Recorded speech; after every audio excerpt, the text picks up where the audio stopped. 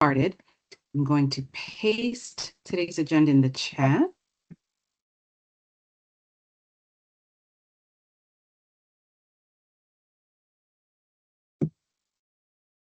Great, and I have my presentation up. If you could just enable screen sharing, I can proceed with that.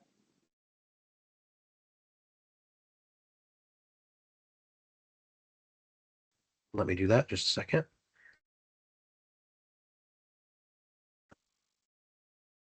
Okay, you should be good to go. All right, thank you. So first, as usual, let's begin with intros. You all are going to be so mad at me, but I swear I really can never remember. Is this group's consensus that we have to do them or that we don't have to do them? I'm so sorry. I ask every time. I'm told we can do them in chat. So if you're a council member, go ahead and drop it in chat or say aloud if you don't have access to the chat.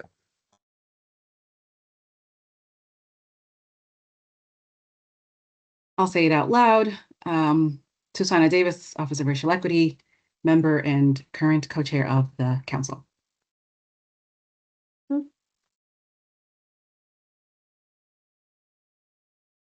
Okay, while those are continuing to flow in chat, I think we can go through to the next things. Right. So the next and perhaps most exciting thing about today's meeting is we're going to talk about co-chair election. So you all will remember that at our last meeting, we noted that we are down one co-chair and we want to fill that void in our hearts by electing a new person. And so I hope that you've been thinking about that for the last month because today's the day. I think the easiest and most correct way to do this is just by a nomination and formal vote. So what I'm going to do is ask any members of the council, if you would like to nominate yourself or somebody else on the council to serve as a co-chair, then please do so now. I'll confirm with that person if that person accepts. And then after we've got all nominations in, we can do a vote. Does that sound okay with everyone? Sounds good. All right. And I'm seeing more intros beyond our council in the chat. That's excellent. If you are a guest and you want to say hello, please do feel free to put your details in the chat as well. All right. Operators are standing by for any nominations that council members may have.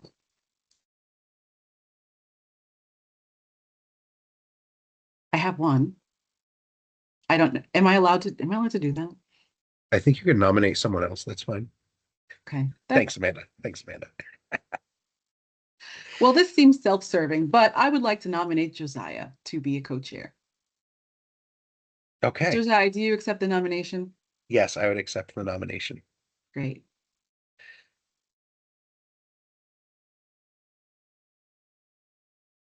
Anybody else?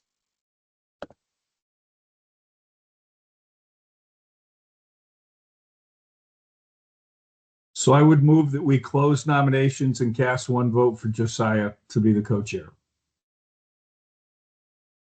Motion is on the table. Is there a second? I'll second.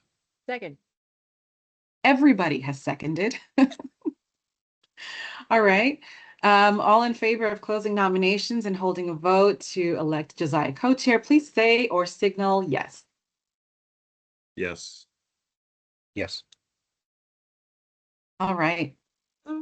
I will also vote yes. Excellent. Josiah, welcome. Thank you. Paradise.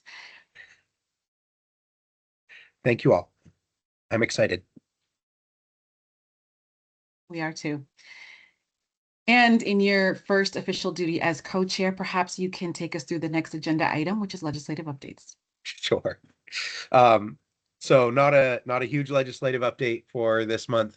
I did testify earlier this week, but it was mostly on data governance and some data privacy things. But it was for the JITOC, the Joint Information Technology Oversight Committee. And several of the members expressed interest in having further discussions about data and AI in their regular committees once the session starts up. We are also starting to see some AI related bills on the wall. So we will be monitoring those and bringing those to your attention. I think Representative Chena sent over, and I haven't drilled into these deeply yet, but sent over some draft language. So once those are on the wall, we'll distribute links for those. That's it for the legislative update.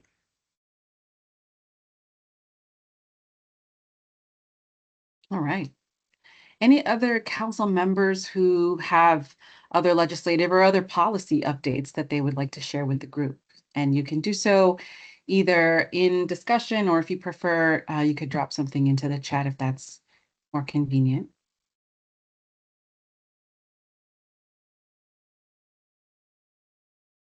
I have one that's more of a sort of current event. I'm sure a number of you actually are already aware of this, because I know you all are more in the know on these topics, but I did recently read that the state of New York is deliberating legislation to require disclosure from companies that use AI systems to do varied pricing between consumers for the same products, which is something I hadn't heard discussed much in our state, and am not sure the degree to which it's being done nationally or globally, but I thought it was really interesting. And if that's something this group wants to mull over, then we could make space for it at a future meeting.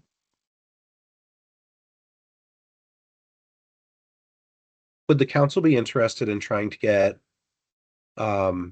either through our contacts at NGA or Center for Civic Future, somebody to come in and do a like what's currently on the wall in all the legislatures around the country in a either the January or February meeting? I would. Seeing some nods. Okay. Miles, can you make a note of that, and we'll reach out to Cass and our NGA folks.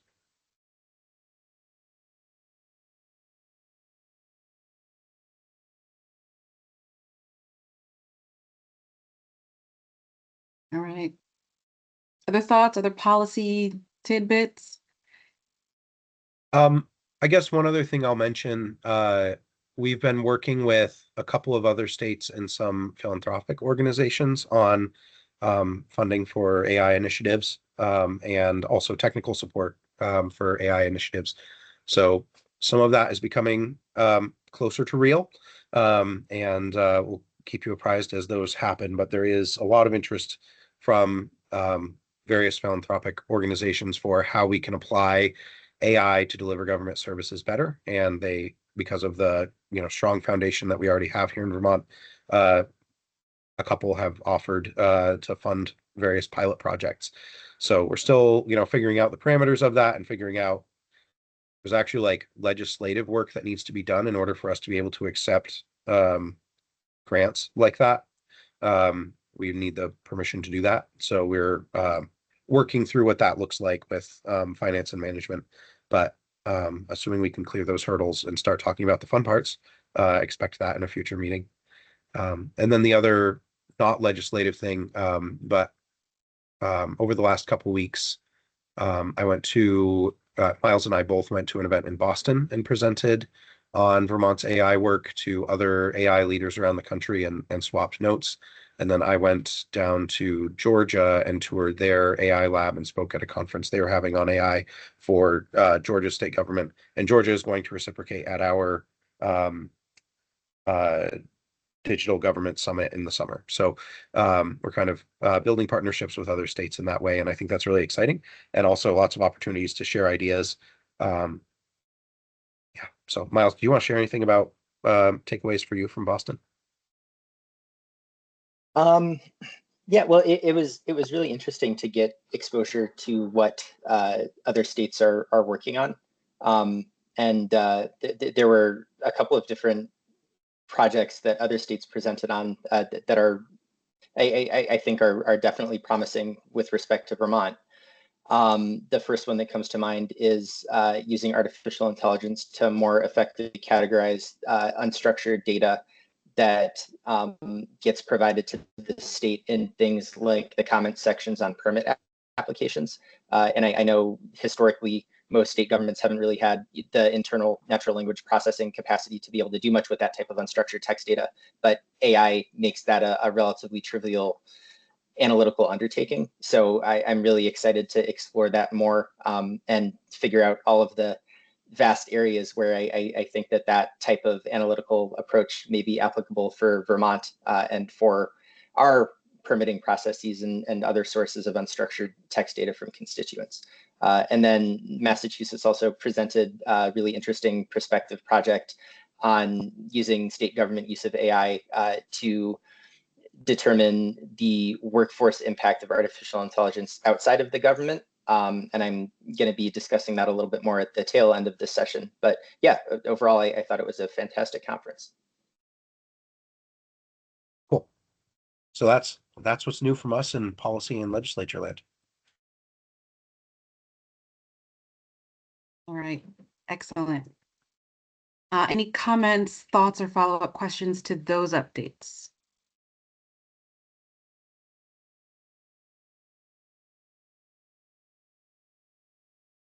If not, we can move to an update on the inventory of automated decision systems.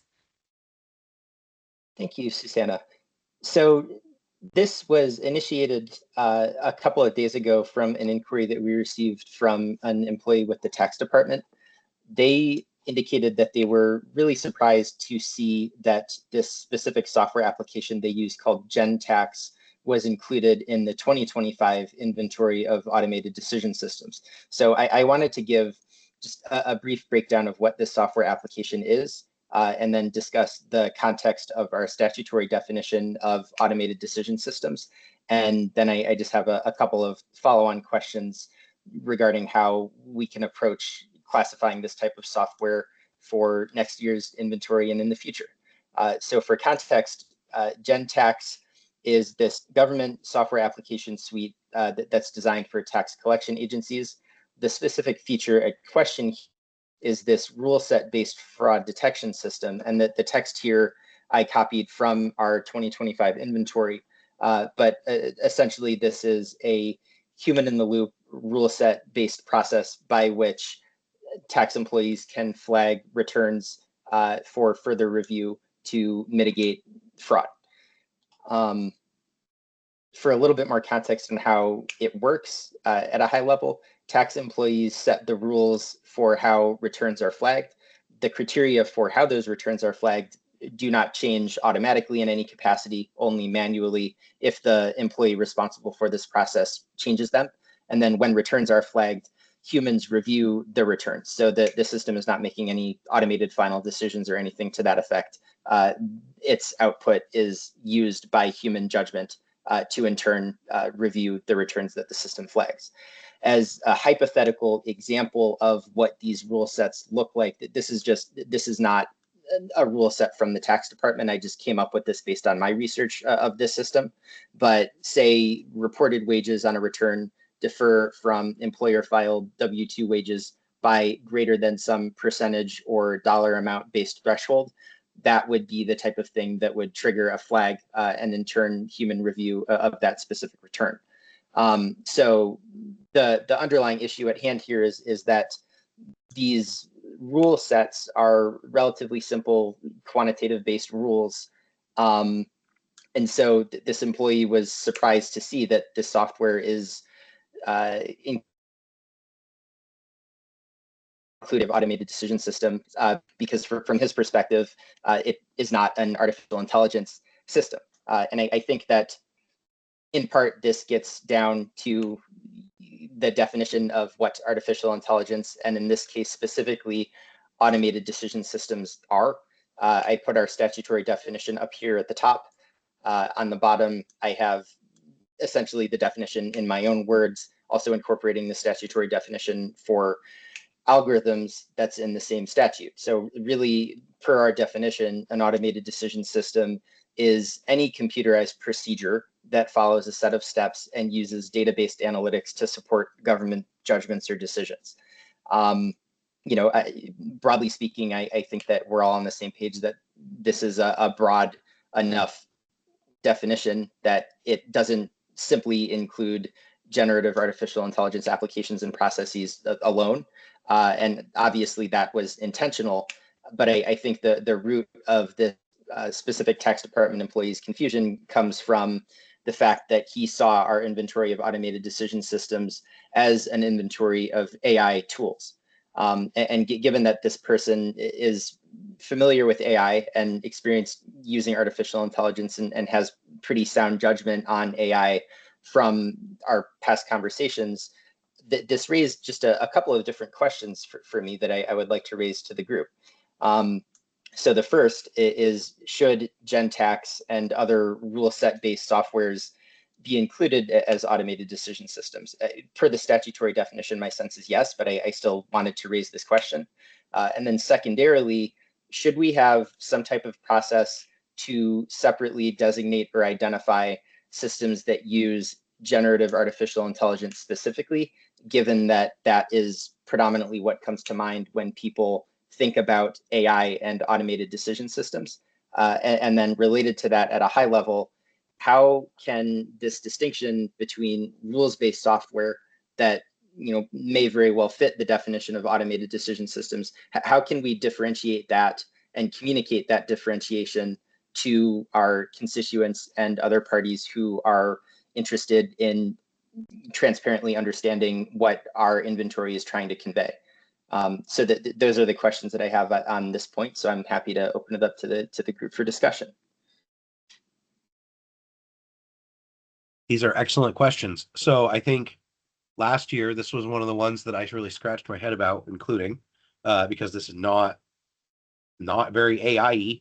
It's a bunch of rules, but it is a automated decision system from my reading of the statute, and it makes decisions that do impact Vermonters. So that's why I opted to include it. I think couple of things. One is we could, at this point, recommend an adjustment to our definition of automated decision system to legislature to narrow it to more AI interesting stuff. Another thing we could do is we could add, we are allowed to add stuff to the inventory. So we could add a field to the inventory that flags things that are more AI flavored. And maybe, what type of AI is in use, none, some sort of statistical model, and then generative AI, and then eventually, add a fourth nebulously defined category for agentic AI. So those are my initial thoughts, but would love to hear from others.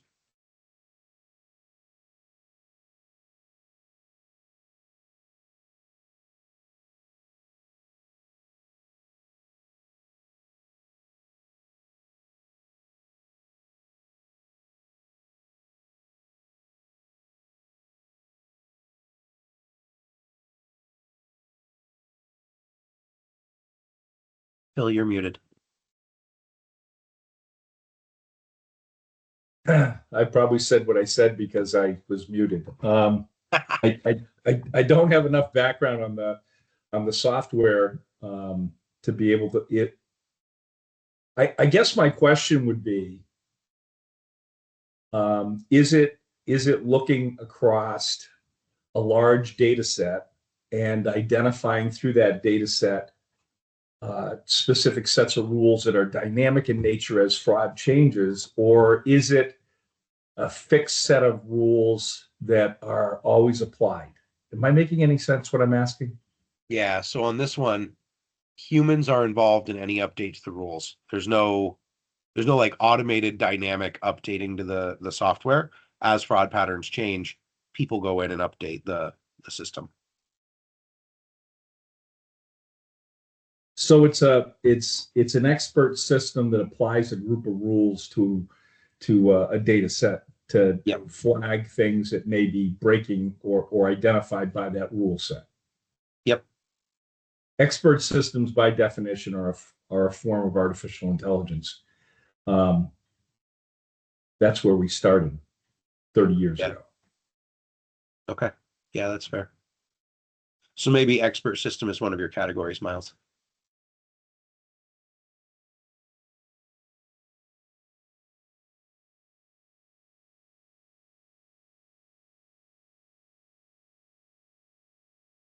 Thank you.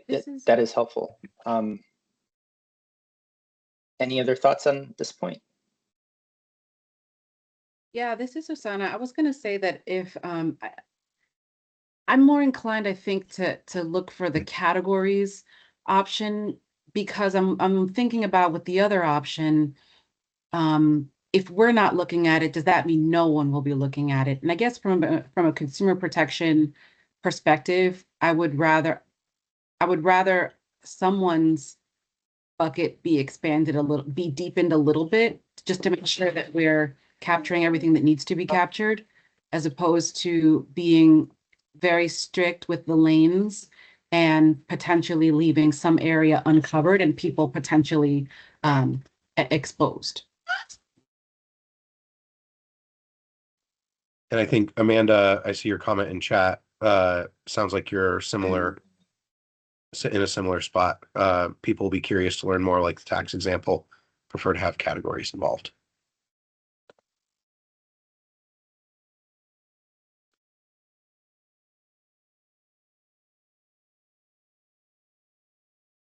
Miles, is that enough guidance for you on these questions? Yeah, absolutely it is. So I'll put some additional thought into the categorical approach. I think that makes a lot of sense. And I agree with the point that we want to ensure that this inventory is broad enough in scope to capture all pertinent applications. So yeah, I'll put some thought into how we can best categorize these systems to effectively differentiate between, say, expert systems and rules-based applications versus generative AI. And I think that gives me everything that I need on this. So thank you all. Any other thoughts or questions on this point?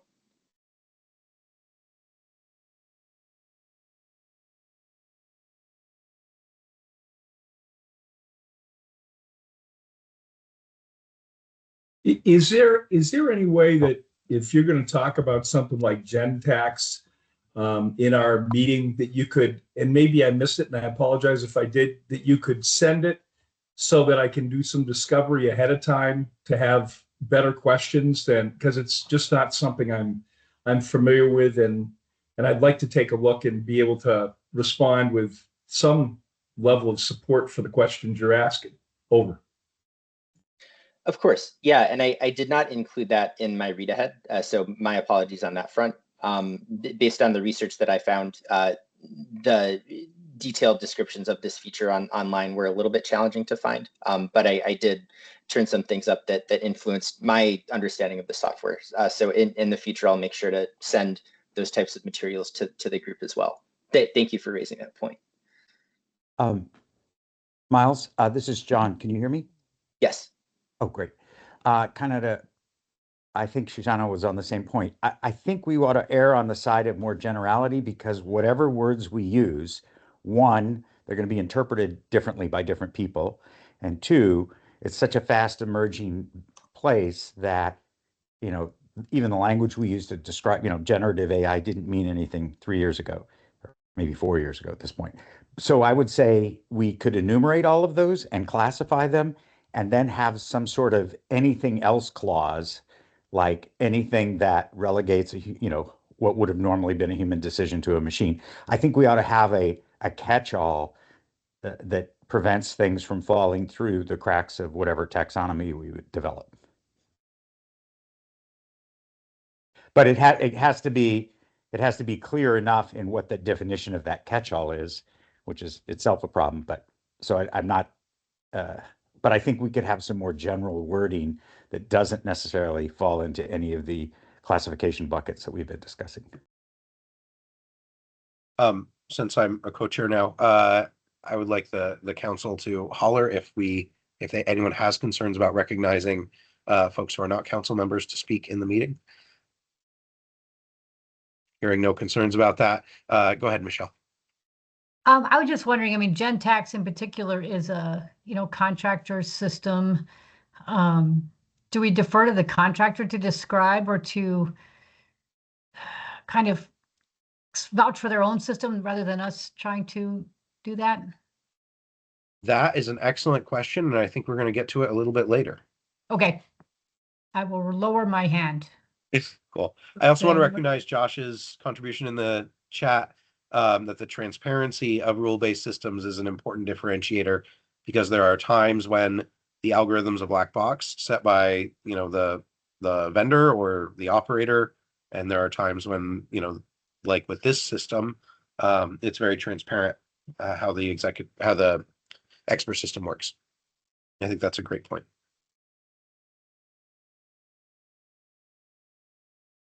Miles, let's keep rolling into your education rollout. Cool. All right, so next I wanted to give you all a brief update on our planned rollout for our Navigating Artificial Intelligence AI learning module. This is ultimately going to be made available to all state employees, and we're finalizing our last draft of the module's materials now, currently incorporating some extremely helpful feedback that we got from a small group of preliminary reviewers. Our aim is to incorporate that feedback within the coming days and then do one additional round of review this month before making the module to the state government. In terms of how specifically to roll it out, I was originally anticipating that ultimately it would make sense to make this a mandatory course for all employees. That was what I previously discussed at some of our last sessions. But I was discussing with the CAPS team a few days ago, and one of the points that they raised that I think is really salient here is that artificial intelligence education, it is very important, but it may not be pertinent to all state employees. For example, we have a significant number of employees, say with VTrans, for example, who don't actually interact with computer systems on a day-to-day basis. So the potential challenge that was raised in terms of making this a mandatory course is that figuring out how to effectively carve out exceptions for those employees who don't need the training could be a significant burden across our 9,000 odd employees. And then B, if we do make it mandatory across the board, that raises the potential risk of employees who don't necessarily need the training feeling overburdened by just having one additional mandatory training. And so that potential training overburden and fatigue is something that I want to remain cognizant of. So currently the plan is that we are considering making this optionally available for all employees as we originally intended. But the modification is that we would make it mandatory for supervisors within state government who would then be advised to assign it to their employees at supervisory discretion. And the supervisors would additionally be provided with the additional context surrounding the intent of the module so that they would have the information they need to make that decision. But I wanted to hear your thoughts on whether or not that makes sense, or whether you think that it makes sense to instead have a mandatory AI training across the state government as we originally planned. One other element of this supervisory focused rollout is that it also gives us an opportunity to focus on shoring up some gaps in AI education that we've perceived specifically for supervisory members of the government. I know at a previous session, one of the things that was raised is how we can best ensure, for example, that supervisors understand how to fairly judge employee work products, given the possibility that they may have some employees who are using artificial intelligence and others who are not, just as one example. So yeah, I would be curious to hear anyone's thoughts on this. Can I ask a question about the, so maybe the key word here is module. I agree that if you're a transport worker and you don't work with software, he or she doesn't necessarily need that part of the training. But I think since everyone receives email and the education about the capabilities of AI and how it might be used in fraud, I think should be mandatory for everyone in government. So in other words, if you're getting emails, these phishing emails, for example, that are so much more sophisticated, I think somebody needs to raise awareness of the capabilities of these tools to fake images, drawings, and stuff. Would that be presumably would that information be delivered as part of this training? In which case it should be probably everybody? Yeah, so we are focusing on some of the general underlying capabilities of artificial intelligence, like image generation, for example. and then some of the risks pertaining to AI, namely with a focus on ensuring data privacy and mitigating the risk of hallucinations. AI fraud is not explicitly a part of the module, but I think that some of the underlying components that you mentioned, that those are being covered. But I do think that you raised a great point that is salient for anybody who receives email or other online communications, regardless of whether or not they're actually working with a computer on a day-to-day basis. And whether that has to be the same training or it might be a different module, but at the risk of over educating people, too many classes and stuff like that, might be a modular kind of component. If you must take this part, and then depending on your role, you might have to take one or more other parts. Might be a good way of handling it. That's a great suggestion, and I'll point out in chat, our deputy CISO is finding out if we already have a security module on AI that we could use maybe as a springboard into this broader education effort. Susanna? My comment was going to be exactly the same as John's. I think that I see this almost as like media literacy. And I think it's something that everybody should be exposed to if those kinds of components are included in the curriculum.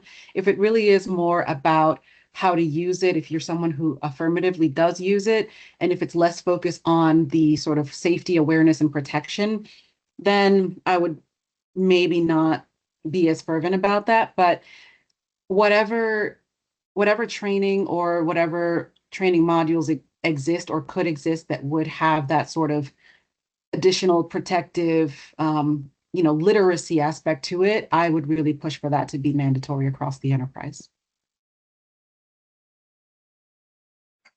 And just for the record, I also think that any curriculum like that should also include intentional information about biases and the ways in which AI systems have been used to amplify disparities or biases between groups. Yeah, we'll make sure that that's in the module. Thank you. Amanda?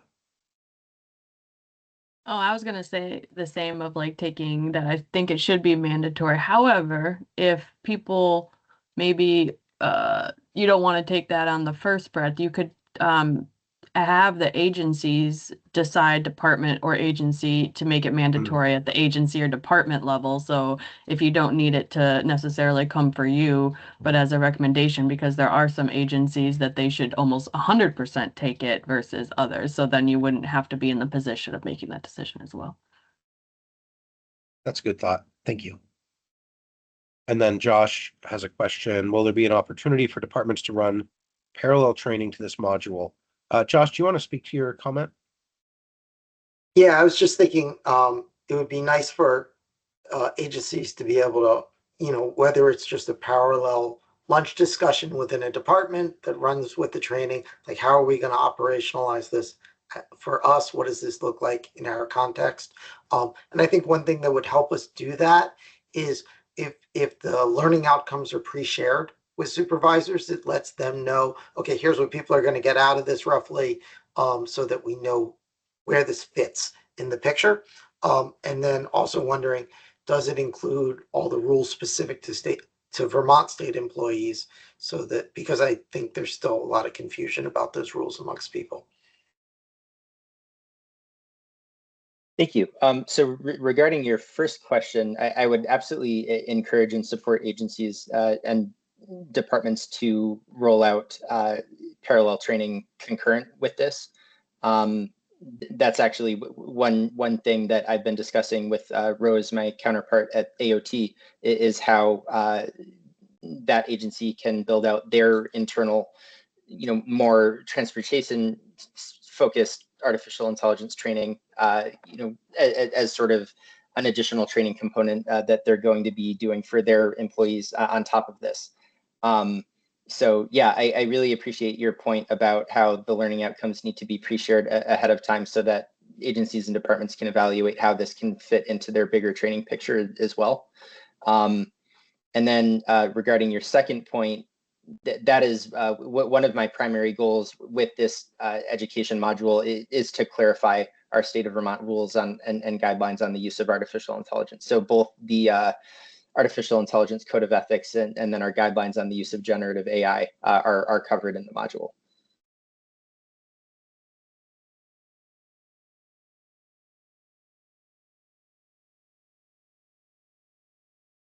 Any other thoughts on this point?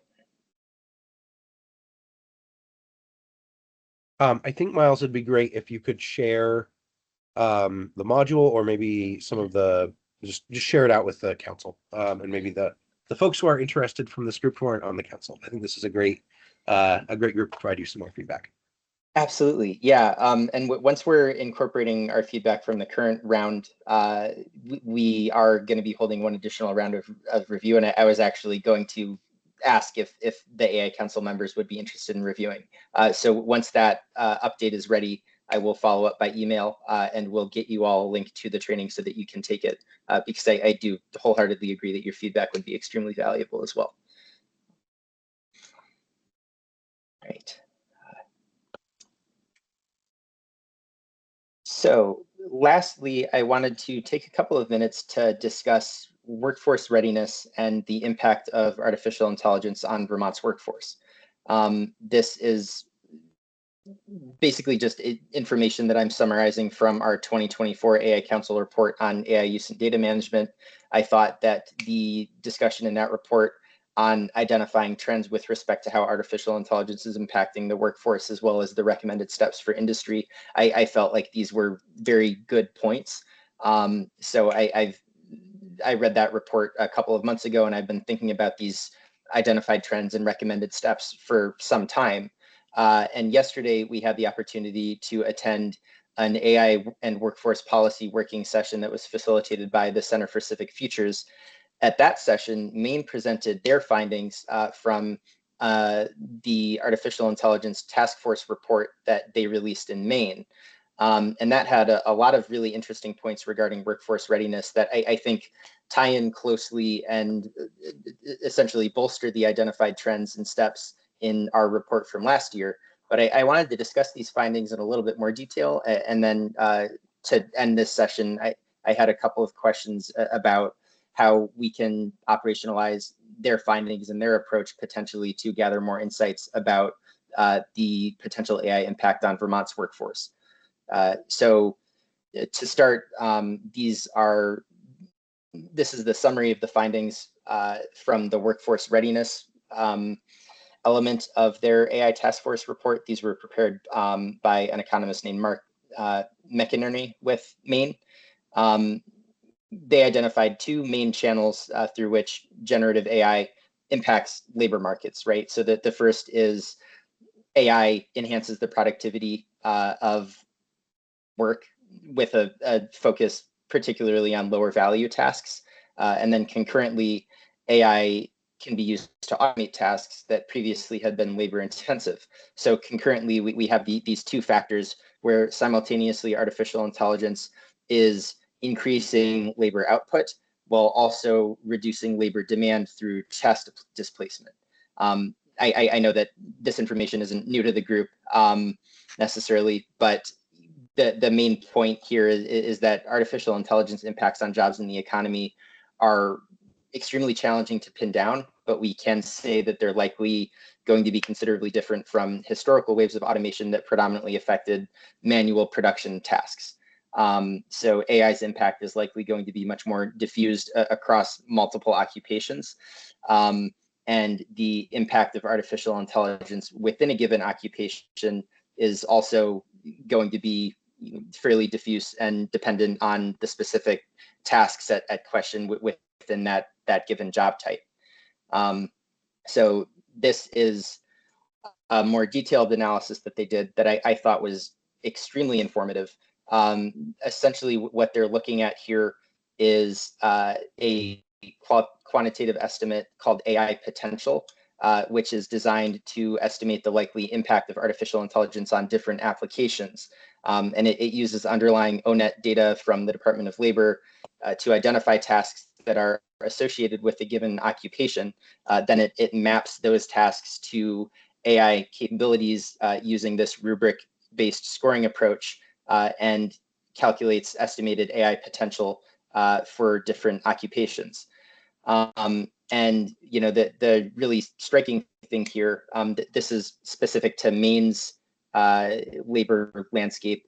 So that's specifically what these job numbers are referring to as Maine's workforce.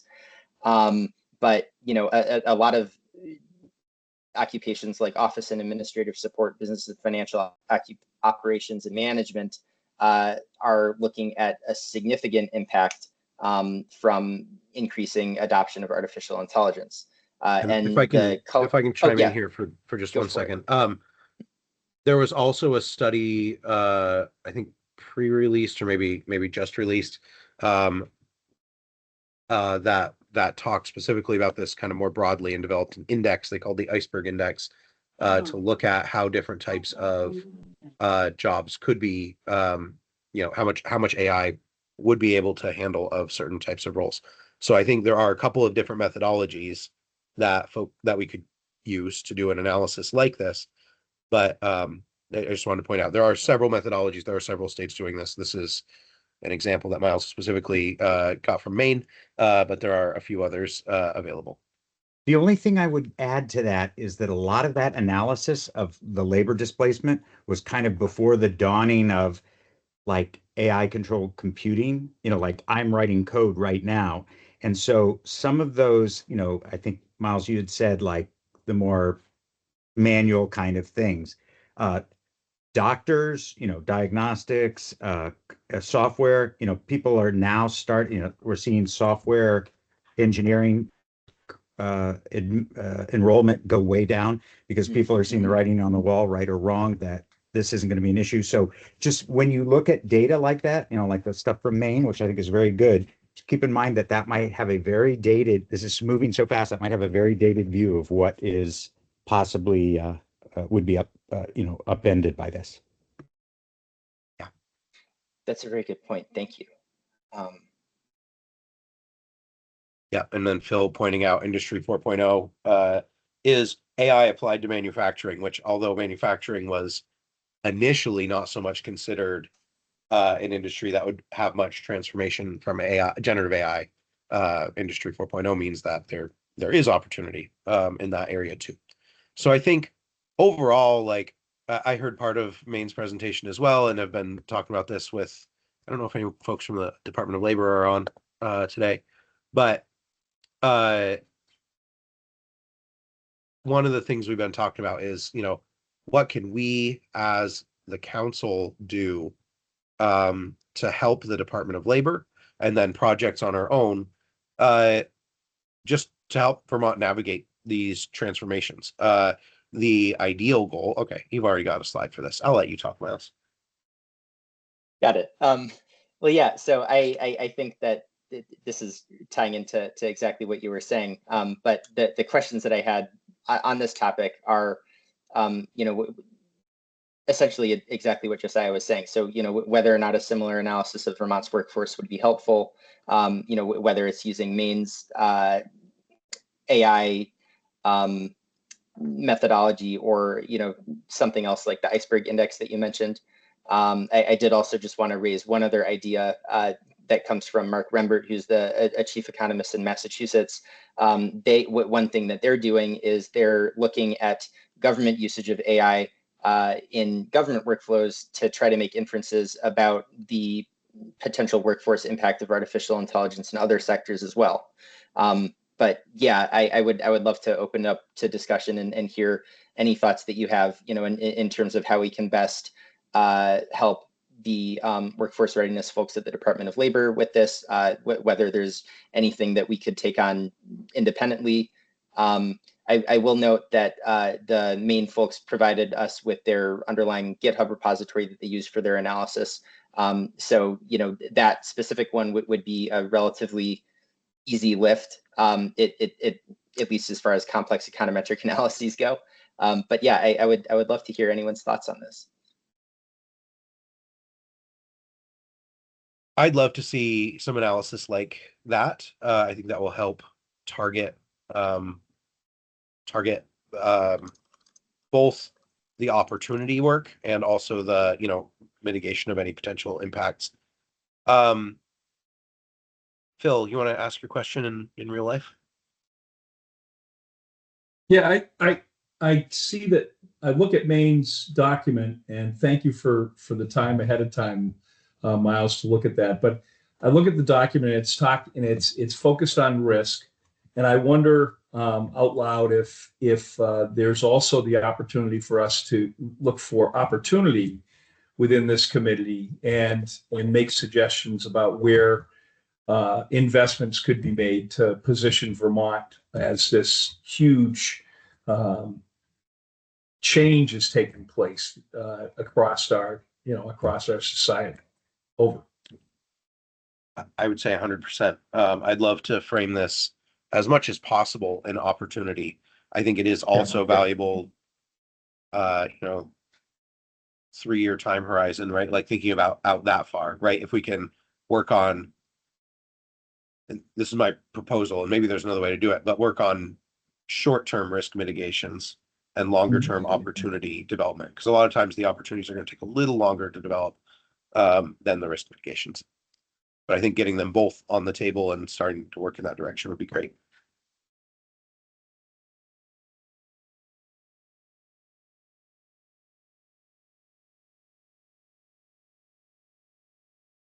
Thank you. Josh, if I could the comment I would add to Josh's statement is also K-12. Not only just the colleges and then CT, but what about how do we think about integrating into the K-12 architecture the necessary pieces for the students who are evolving? So where are those ELOs that you're going to build within your coursework over time to have the students prepared to embrace this technology as they enter the workforce? Over. Yep. And I'm leading for the Agency of Education and Development of AI guidance. We're hoping to have it out in the next couple months. And so that's for the schools. That'll include a bit of a section on AI literacy and what does that look like to educate students in terms of AI. And I think it's an evolving field, so it's changing so fast. But we can put some of the framing there and start those discussions. And I know there's some districts who are doing some innovative work there. And then the other thing I'd say in there is sometimes what translates in terms of job opportunities may not be what translates in terms of what you should learn. So for instance, like computer science, it's hard with a pure computer science degree. If you're looking for entry-level programming job, we're hearing stories about how that's difficult. But in some ways, learning some foundational computer science is more important than ever if you can apply it across other domains, because suddenly your opportunities to leverage that with AI have exploded.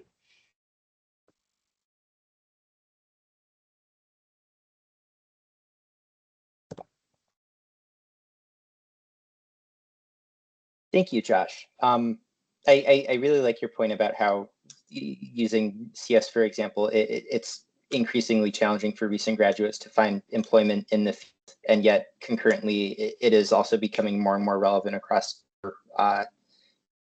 occupations at the same time. I made a note here. I would definitely like to take some time at a future session to discuss the K through 12 education piece in more detail. So Josh, I would, I'll follow up separately, but I would love to discuss how we can coordinate structuring that session to make sure that you can share your inputs with the group. Yeah, I think once we get that guidance released, I'd love to discuss that.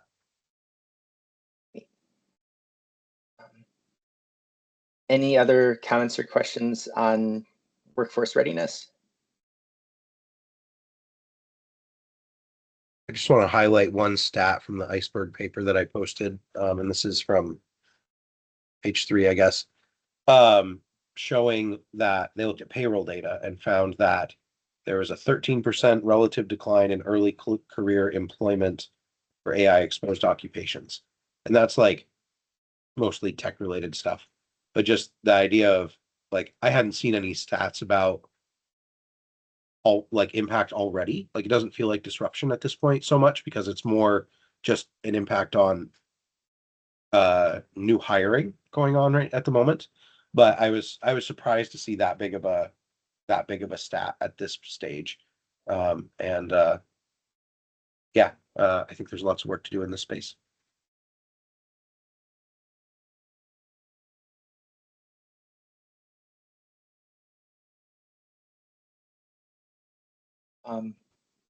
Well, thank you all so much for your inputs on these points. I know we just have a couple minutes left, so I am happy to turn it back over to the co-chairs.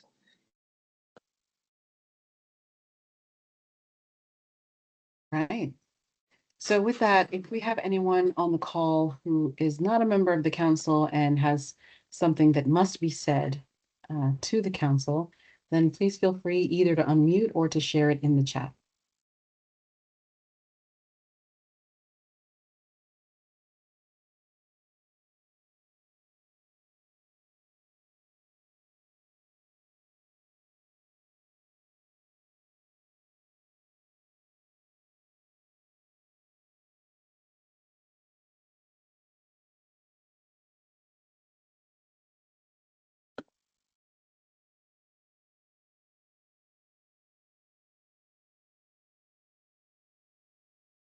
Right.